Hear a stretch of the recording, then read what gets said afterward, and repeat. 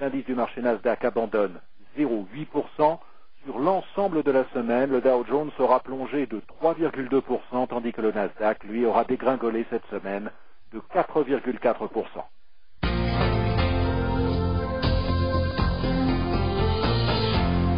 France Info, il est 22h30. L'actualité ce soir, c'est la guerre entre Israël et le Liban, les sanctions dans le football italien et des orages violents en Isère ce soir. Le journal Cécilia Arbona. Et la parenthèse enchantée est terminée en Italie. 5 jours après le sacre de la sélection nationale dans la Coupe du Monde, le football quitte la page des sports pour celle de la justice.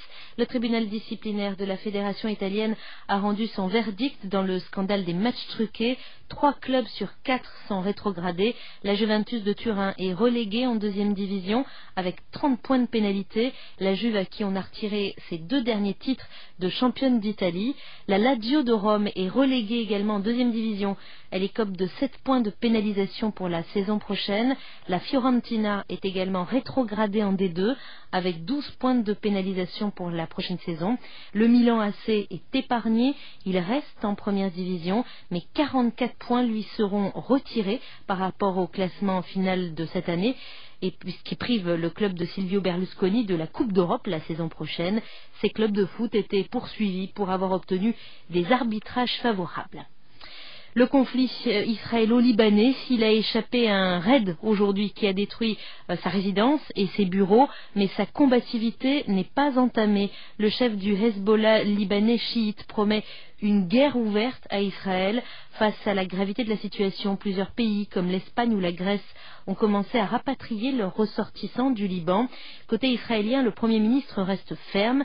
Il pose toujours 3 conditions à un cessez-le-feu au Liban. Ehud Olmert demande la libération des soldats enlevés par le Hezbollah, l'arrêt des tirs de roquettes et le désarmement de l'organisation chiite. Correspondance depuis Jérusalem de Daniel Tabor. L'objectif des derniers bombardements sur le QG principal de Hezbollah à Beyrouth n'était pas de liquider Nasrallah, mais de porter un coup dur aux infrastructures de l'organisation. Quelle est la réaction du Premier ministre Ehud Olmert et du ministre de la Défense Amir Peretz, qui ont suivi avec des responsables de l'état-major point par point le déroulement des derniers raids? De son côté, le chef d'état-major a réaffirmé qu'Israël sait que les soldats kidnappés sont vivants et dans un état satisfaisant quelque part au Liban. Une déclaration qui constitue une menace voilée aux ravisseurs contre toute velléité de porter atteinte aux soldats. Le Hezbollah, en tout cas, continue de faire pleuvoir des roquettes sur les localités frontalières, faisant des victimes côté israélien. Jérusalem, Daniel Tabor, France Info. Le gouvernement libanais avait demandé l'intervention du Conseil de sécurité des Nations Unies.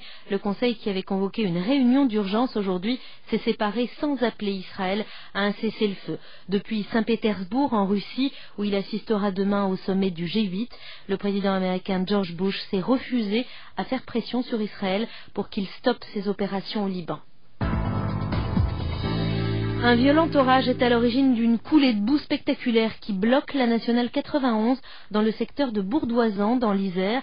Cette route permet notamment d'accéder à l'Alpe d'Huez ou encore aux Deux Alpes.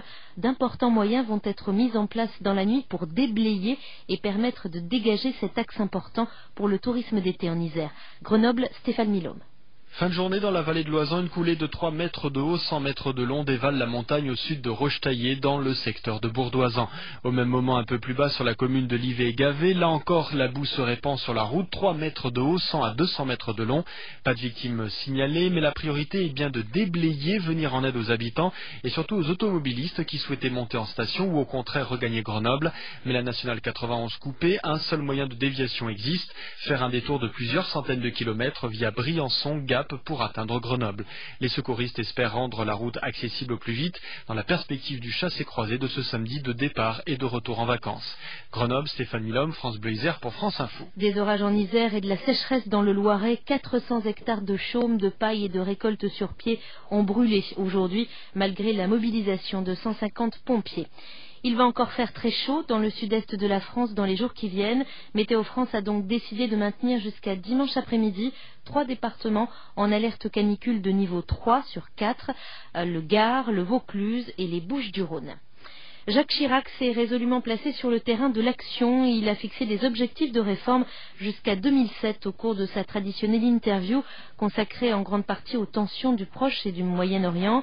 Sur le dossier des élèves sans papier, le chef de l'État a estimé que Nicolas Sarkozy avait agi comme il convenait d'agir, tout en souhaitant que les demandes d'asile soient désormais examinées en moins de 6 mois en France.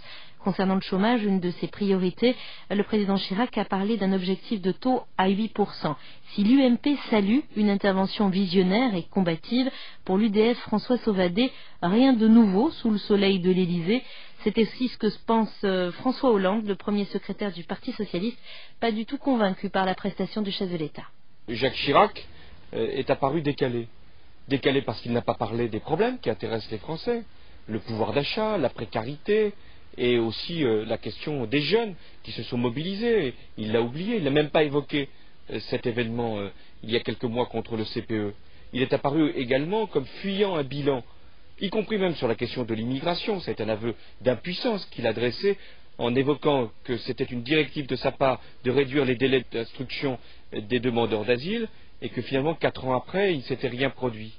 Puis enfin il a fait comme si il avait encore du temps, comme s'il pouvait faire des promesses, comme s'il avait la possibilité d'être de nouveau candidat. Bref, c'était un président presque virtuel qui terminait ainsi son dernier 14 juillet. La disparition de l'héritier du groupe pharmaceutique français Biomérieux, Christophe Mérieux, 39 ans, est mort dans la maison familiale près de Lyon.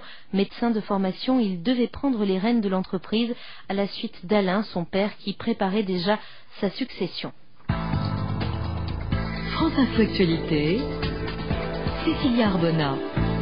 Le Tour de France cycliste, l'Américain Floyd Landis conserve ce soir le maillot jaune de leader à l'issue de la 12e étape, une étape longue de 211 km qui a conduit le peloton de Luchon à Carcassonne et qui a été remportée par l'Ukrainien Popovic.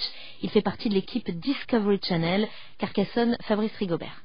Johan Brunel, le directeur sportif de la Discovery Channel, le déclarait hier après la grande étape des Pyrénées. Pour le classement général, c'est terminé. Nous devons donc revoir nos objectifs et viser les victoires d'étape. L'Ukrainien Jaroslav Popovic n'a pas tardé à appliquer les consignes de son directeur sportif. Meilleur jeune du Tour l'an dernier, celui que beaucoup considèrent comme le véritable successeur d'Armstrong, a parfaitement joué le coup en s'extirpant du peloton avec 3 autres coureurs, Ferré, Ballan et Lemaivel au kilomètre 95.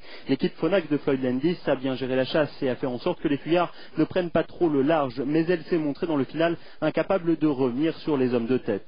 Dans les 10 derniers kilomètres, Popovic a donc commencé à attaquer ses compagnons du jour pour finir en solitaire devant Ballan, Fréré et Lemaivel, le peloton pointant à 4 minutes 25. Au général, Popovic réalise une excellente opération puisqu'il revient à 4 minutes 15 du leader.